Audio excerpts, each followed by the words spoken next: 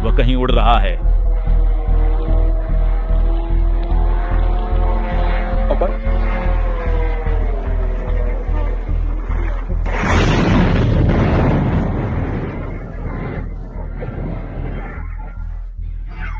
यह एक रहने का घर है।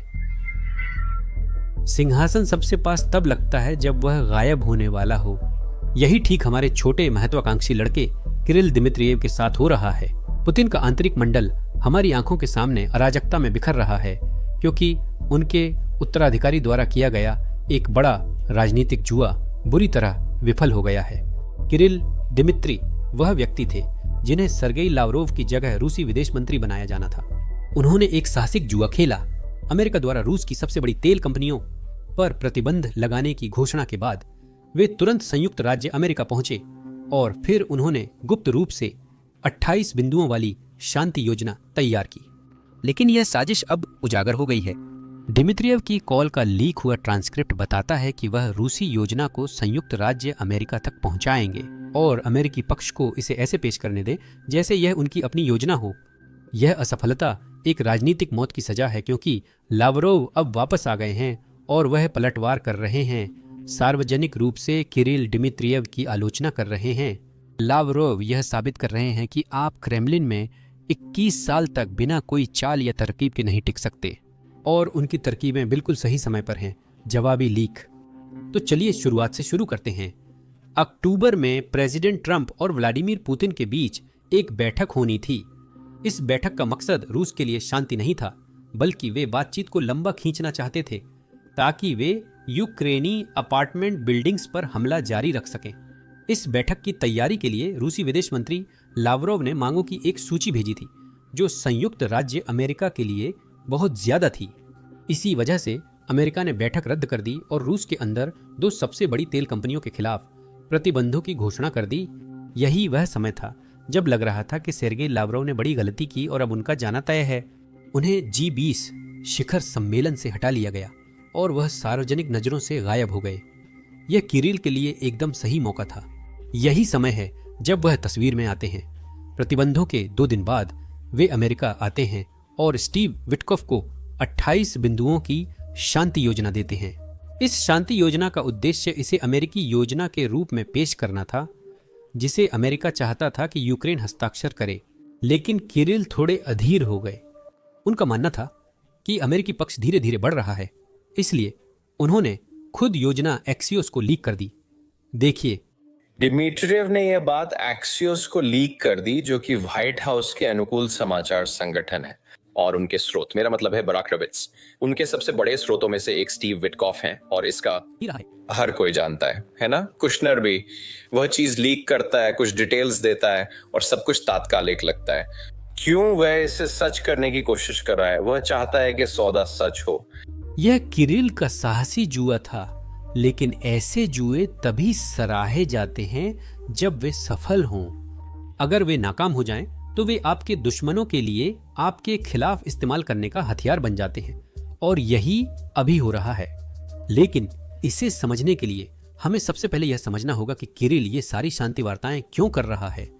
देखिए, किरिल बहुत महत्वाकांक्षी छोटा आदमी है। वह असल में यहाँ संयुक्त राज्य अमेरिका में हार्वर्ड में पढ़ा था, और अब वह रूस के संप्रभु संपत्ति कोष का प्रबंधन करता है। यह एक बहुत ही शक्तिशाली पद है, लेकिन दुर्भाग्यवश यह डिमित्रियव के लिए पर्याप्त शक्तिशाली नहीं है। वह सेर्गेई लावरोव की नौकरी चाहता है। वह रूस का विदेश मंत्री बनना चाहता है। एकमात्र समस्या, लावरोव पिछले 21 सालों से उस पद पर हैं और ऐसा नहीं लगता कि वह इसे जल्दी छोड़ना चाहते हैं। लेकिन देखिए, किरिल ने यहां अपना मौका तब देखा जब लावरोव ने मार्की रूबियो के साथ बातचीत में गड़बड़ कर दी, जिससे बुदापेस्ट शिखर सम्मेलन रद्द हो गया। यही वह समय था जब उसने अपना कदम उठाया और उसे थोड़ी मदद भी मिली। देखिए, उसकी पत्नी पुतिन की बेटी की सबसे अच्छी दोस्त है। वे दशकों से एक दूसरे को जानते हैं, स्कूल साथ गए थे और अब बिजनेस पार्टनर हैं। तो जब लावरोव ने गलती की तो सोचिए, पुतिन को कौन बता रहा था कि शायद लावरोव विदेश मंत्रालय के लिए सही नहीं है। वो कोई और नहीं बल्कि पुतिन की येंगे की बेटी थी। उसने पुतिन से कहा कि लावरोव शांति समझौते पर संयुक्त राज्य अमेरिका के साथ काम करने के लिए बहुत आक्रामक और बहुत कट्टर है। वो यूट्यूबर नहीं है जैसे मैं हूँ। वो सिर्फ शिकायत नहीं कर रही थी, बल्कि पिता के लिए किरिल डिमित्रियव का समाधान भी सुझा रही थी, जो उसके सबसे अच्छे दोस्त के पति थे। पुतिन की बेटी के मुताबिक किरिल लावरोव एक अच्छा विकल्प था, क्योंकि लावरोव अब बूढ़े हो गए हैं। दूसरी बात, लावरोव सिर्फ डिप्लोमेट हैं। उन्हें ट्रंप और स्टीव विटकॉफ जैसे बिजनेस लोगों से निपटना नहीं आता। सोचिए, बिजनेसमैन कौन है? किरिल। और अच्छी बात यह है कि उन्होंने अमेरिका में पढ़ाई की है, इसलिए वो अमेरिकी संस्कृति को लावरोव से बेहतर समझते हैं। अब किरिल एक बात जानता था, ये तर्क लावरोव को हटाने के लिए उसके लिए काफी नहीं है। जब पुतिन की बेटी क्रेमलिन में पक्ष रख रही थी, वो अपनी काबिलियत साबित करने की कोशिश कर रहा था। वह अपनी 28 बिंदुओं वाली शांति योजना आगे बढ़ाने के लिए अमेरिका आया। किरिल को विश्वास था कि सफल होने पर उसे प्रमोशन जरूर मिलेगा। यह एक महत्वाकांक्षी योजना थी। क्या आप ऐसा नहीं कहेंगे? देखिए, बिना सोच समझ के महत्वाकांक्षा की समस्या ये है कि ये राजनीतिक आत्महत्या का सबसे तेज रास्ता है। यही हो रहा है। कल हमें कुछ चौंकाने वाले लीक मिले जो किरिल की योजना बिगाड़ रहे हैं। यह लीक किरिल और पुतिन के सबसे वरिष्ठ विदेश नीति सलाहकार यूरी युशाकोव के बीच एक कॉल से है। अब आप पूरी ट्रांसक्रिप्ट देख सकते हैं, लेकिन मैं मुख्य हिस्सों पर ध्यान दिलाना चाहता हूँ। यहाँ दिमित्री पुतिन के सलाहकार से कह रहे हैं कि वह पेपर सिर्फ रूसी स्थिति से बना देंगे और फिर वह इसे अमेरिकियों को भेज देंगे। यह स्पष्ट करते हुए कि ये सिर्फ अनौपचारिक मांगे हैं। फिर वह अमेरिकी पक्ष को इसे ऐसे पेश करने देंगे जैसे ये उनकी अपनी योजनाएं हों। उन्हें नहीं लगता कि अमेरिका उनका संस्करण अपनाएगा, लेकिन वे मानते हैं कि अंतिम संस्करण उनके संस्करण के करीब होगा। अब आप समझ ही गए होंगे, वे 28 बिंदुओं वाली पुलिस योजना की बात कर रहे हैं। वह चाहता था कि लोग माने कि यह योजना उसकी नहीं, संयुक्त राज्य अमेरिका की है। लेकिन अब यह कॉल लीक पूरी कहानी को उजागर कर देती है। लेकिन मुख्य सवाल यह है कि लीक कर कौन रहा है? हम जानते हैं कि यह अमेरिकी एजेंसियों ने नहीं किया, क्योंकि अमेरिकी अधिकारी स्टीव विटकोव भी इस लीक में उजागर हुए। तो यह या तो यूरोपियन हो सकते हैं, शायद यूक्रेनियन, या फिर रूसी भी हो सकते हैं। अब लगता है कि यह रूस था। सोचिए, रूस के अंदर हमारे पास कौन है? कौन है जो किरिल की किसी भी तरह से सफलता नहीं चाहता?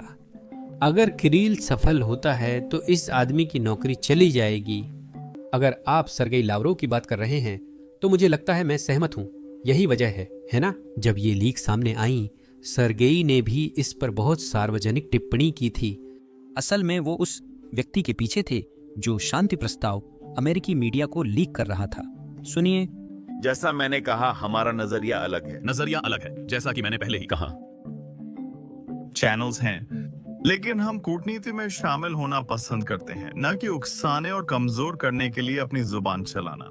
कुछ सकारात्मक और आशाजनक पहल। ये एक आशाजनक पहल है। किरिल के लिए यह विनाशकारी था।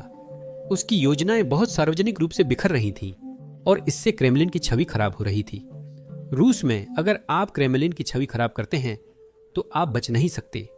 तो उसने वही किया जो उसकी स्थिति में कोई भी करता। उसने कहा, यह सब कुछ नकली था। वह कॉल कभी हुई ही नहीं और ट्रांसक्रिप्ट का कोई अस्तित्व नहीं है। बस एक ही समस्या है, जिस व्यक्ति से वह कॉल पर बात कर रहा था वह अब सार्वजनिक रूप से कह रहा है कि यह कॉल असली थी और वह यह बात रूसी मीडिया में कह रहा है। आप खुद सुन लीजिए।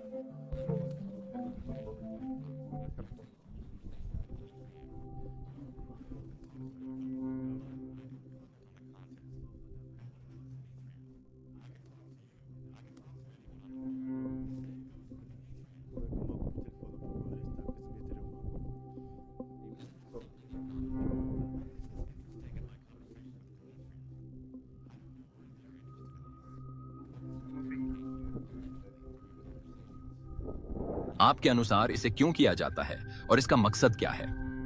खैर, शायद हस्तक्षेप करने के लिए। यह संभावना नहीं है कि यह संबंध सुधारने के लिए किया गया हो। वे अब तैयारियां कर रहे हैं। वे भारी मात्रा में तैयारियां कर रहे हैं। ये तैयारियां इस तरह के संपर्क के माध्यम से की जाती हैं जिसमें टेलीफोन द्वारा संपर्क भी शामिल है। जहां तक विटकोव का सवाल है, मैं कह सकता हूं कि एक प्रारंभिक समझौता हो गया है कि वे अगले हफ्ते मॉस्को आएंगे। वे और प्रशासन के कई अन्य प्रतिनिधि जो यूक्रेन से जुड़े मामलों में शामिल हैं। क्या वह टेलीफोन बातचीत नकली है या वह सच में हुई थी? मैंने कहा है कि मैं विटकोव से कई बार बात करता हूं, लेकिन हमारा संवाद गोपनीय है। मैं इस पर टिप्पणी नहीं कर रहा हूं, किसी को नहीं करनी चाहिए। किसी को भी ऐसा नहीं करना चाहिए। और उन्हें वह जानकारी कहां से मिली? वे सुन रहे हैं, मुझे नहीं पता। कोई जानकारी लीक कर रहा है, कोई सुन रहा है, लेकिन हम नहीं। डिमित्रियव के मुताबिक अब उसके पीछे एक संगठित, फंडेड और दुर्भावनापूर्ण मीडिया मशीन है, और वे ऐसा इसीलिए कर रहे हैं क्योंकि वे युद्ध को जारी रखना चाहते हैं।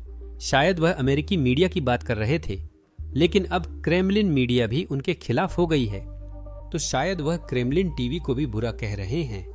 अब जैसा कि मैंने शुरू से कहा है, किरिल एक महत्वाकांक्षी लड़का है, तो मैं उसे कुछ मुफ्त सलाह देना चाहता हूँ। मॉस्को में खिड़कियों से दूर रहो।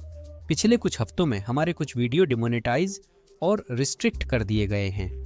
शायद इसलिए क्योंकि YouTube को यूक्रेनियन फ्रंट लाइन से दिखाए गए कुछ क्लिप्स पसंद नहीं आए। YouTube युद्ध क्लिप्स को विज्ञापन के लिए अनुपयुक्त मानकर वीडियो रिस्ट्रिक्ट कर देता है। इसीलिए हमने खुद का प्लेटफॉर्म बेसिक्स इनसाइडर बनाया, जिसे शुरू से बनाया और कोई पाबंदी नहीं है। इस तरह हम आपको यूक्रेन में क्या हो रहा है और दुनिया भर में क्या हो रहा है उसकी बिना सेंसर की गई कवरेज दे सकते हैं।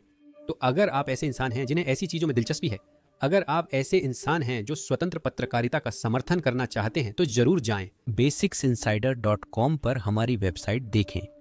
आप लिंक पर क्लिक करें या स्क्रीन पर दिख रहे QR कोड को स्कैन करें। जुड़ने पर आप वह कंटेंट देख सकेंगे जो हम YouTube पर नहीं डाल सकते। साथ ही आप हमारे चैनल और कवरेज को भी सपोर्ट करेंगे। धन्यवाद। मेरा नाम सैम है।